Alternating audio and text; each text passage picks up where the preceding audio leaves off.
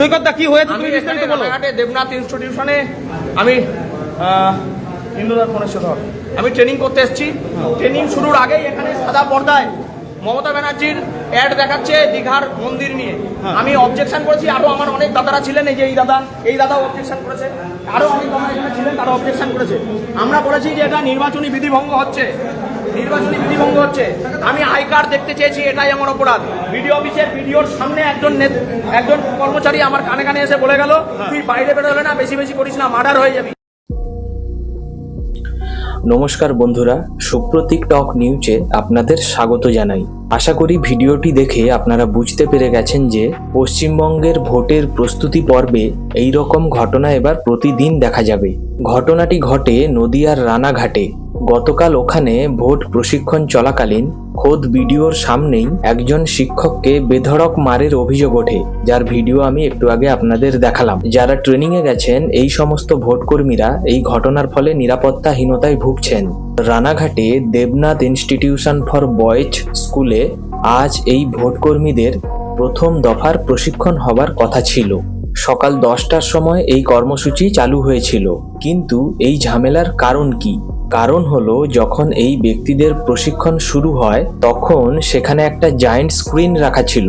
এই স্ক্রিনে হঠাৎ করে মমতা ব্যানার্জির উন্নয়নের প্রকল্প এবং ভিডিওগুলো চালু হয়ে যায়। কিন্তু মডেল কোড অফ কন্ডাক্টের নিয়ম অনুযায়ী এই রকম প্রশিক্ষণের সময় কোনো রাজনৈতিক দলের প্রচারের নিয়ম থাকে না। তাই তখন ওই বিষয় নিয়ে প্রশ্ন তোলেন ওই মিটিংয়ে উপস্থিত একজন ভোটকর্মী সৈকত চট্টোপাধ্যায়, যিনি পেশায় একজন শিক্ষক ছিলেন। কিন্তু এই প্রতিবাদ জানানোটাই ওনার ক্ষেত্রে সেদিন কাল হয়ে গেল।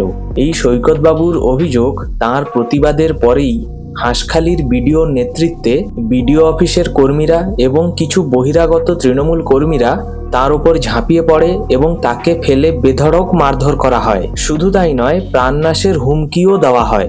এরপরে রক্তাক্ত অবস্থায় ওই ভদ্রলোককে উদ্ধার করে রানাঘাট হসপিটালে ভর্তি করা হয়।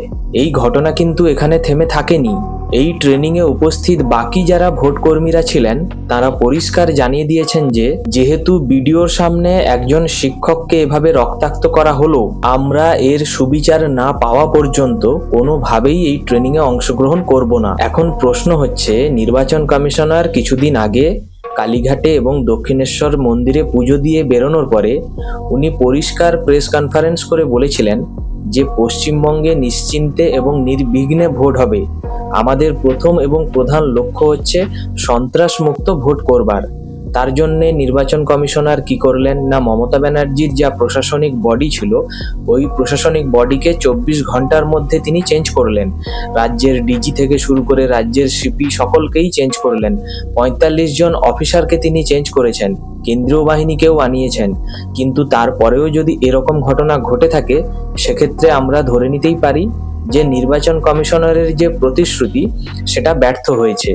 নির্বাচন কমিশনার হয়তো ভেবেছিলেন যে পশ্চিমবঙ্গের ভোট করানোটা খুবই ইজি, কিন্তু উনি এখন বুঝতে পারছেন যে পশ্চিমবঙ্গের ভোট করানোটা এত সহজ নয়, এটা একটা বড় চ্যালেঞ্জের ব্যাপার। ওনাকে আরো কঠোরভাবে এই ভূমিকা পালন করতে হবে।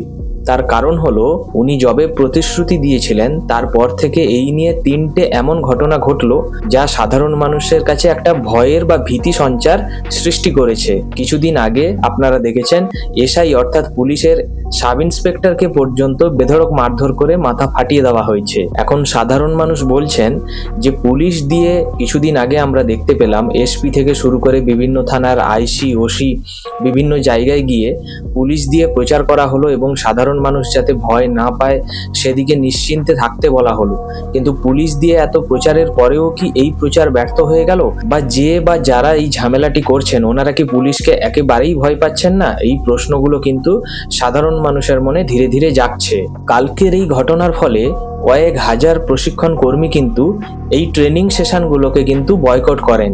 ওনারা বলেন, যদি আমরা প্রশিক্ষণ কেন্দ্রের মধ্যে সরকারি আধিকারিকদের হাতে এভাবে আক্রান্ত হই, শুধু তাই নয় ডিএম এর সামনেই যদি এভাবে আক্রান্ত হই, তাহলে যখন ভোট করাতে আমরা যাব, অর্থাৎ বুথের মধ্যে যখন আমরা ভোট করাবো, তখন আমাদের নিরাপত্তা কে দেবে? এখন এই যে পুরো ঘটনাটি ঘটলো, এই ঘটনার উপর কেন্দ্র করে বিরোধী দল এবং সাধারণ মানুষ কতগুলো প্রশ্ন করেছেন। প্রথম প্রশ্ন যেটা করেছেন যে রাজ্যে যখন দফায় দফায় এত কেন্দ্রীয় বাহিনী আসছেন, তাহলে এরকম প্রশিক্ষণ কেন্দ্রে কেন প্রথম থেকে কেন্দ্রীয় বাহিনী ছিল না। দ্বিতীয় প্রশ্ন, কেন শুধুমাত্র রানাঘাট থানার কয়েকজন পুলিশ অফিসারের উপর ভরসা করেই এরকম ট্রেনিং সেশন চালু করা হলো।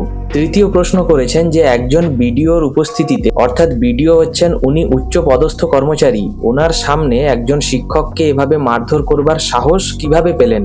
কালকের এই ঘটনা যখন সমস্ত মিডিয়াতে ছড়িয়ে পড়ে এবং এটা একটা ব্রেকিং নিউজ হয়ে যায়, বিরোধী দলনেতা শুভেন্দুবাবুর ফেসবুক পেজেও এই ভিডিওটি ভাইরাল হয়, তখন ঘটনাস্থলে এসডিও এবং বিশাল পুলিশ বাহিনী কিন্তু পৌঁছে যায়।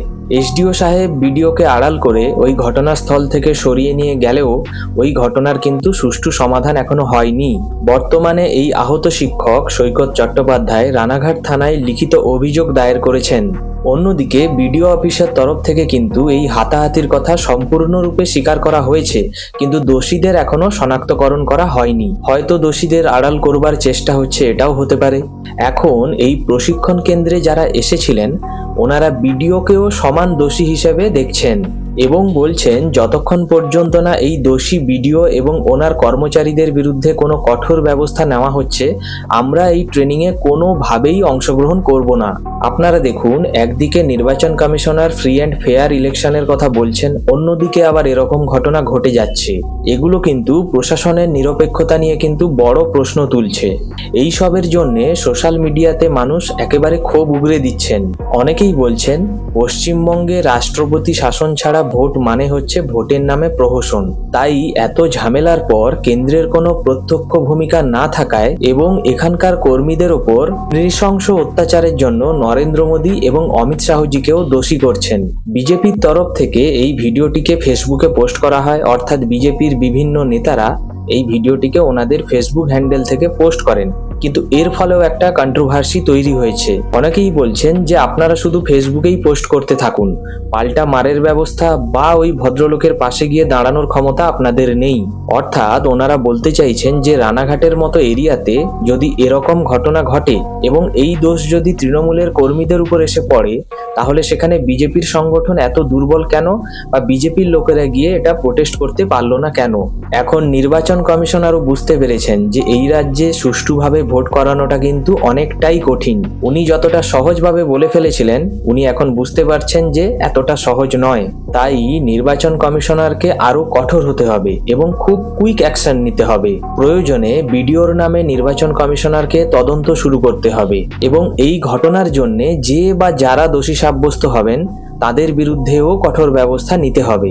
অনেকেই বলছেন আমাদের পশ্চিমবঙ্গে নতুন রাজ্যপাল এসেছেন, উনি এর আগে আইপিএস অফিসার ছিলেন, আইবি ডিপার্টমেন্টে কাজ করেছেন, তো রাজ্যপালকেই ঘটনা দেখতে পাচ্ছেন না।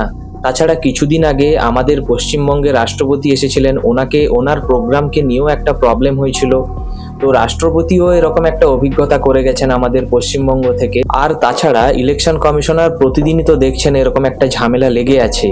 তারপরেও কেন কেন্দ্র কোনো কঠোর স্টেপ নেবেন না, বা কেন রাষ্ট্রপতি শাসন হবে না, এটাও কিন্তু সাধারণ মানুষের মনের মধ্যে প্রশ্ন উঠছে। বিরোধীরা পদে পদে দাবি করছেন বা এর আগেও করে এসেছেন যে পশ্চিমবঙ্গের প্রশাসনকে দিয়ে ভোট করালে তা কোনো দিনই সুষ্ঠুভাবে হবে না। তাই 100% বাইরের কর্মী বা 100% সেন্ট্রাল ফোর্স দিয়ে যদি ভোট করানো হয়, তবেই হয়তো এখানে সুষ্ঠুভাবে ভোট হতে পারে বা সাধারণ মানুষ নিশ্চিন্তে নিজের গণতান্ত্রিক অধিকার প্রতিষ্ঠা করতে পারেন। বন্ধুরা, এই ধরনের ঘটনা নিয়ে আপনাদের কি মতামত অবশ্যই কমেন্ট বক্সে জানাবেন। বিজেপি জিতবে না তৃণমূল জিতবে, এই বিষয়ে যদি আপনাদের কোনো মতামত থাকে সেটাও কমেন্ট বক্সে জানাবেন। ভিডিওটি ভালো লাগলে লাইক, শেয়ার এবং সাবস্ক্রাইব করুন। পরের ভিডিওতে আবার দেখা হবে। ধন্যবাদ।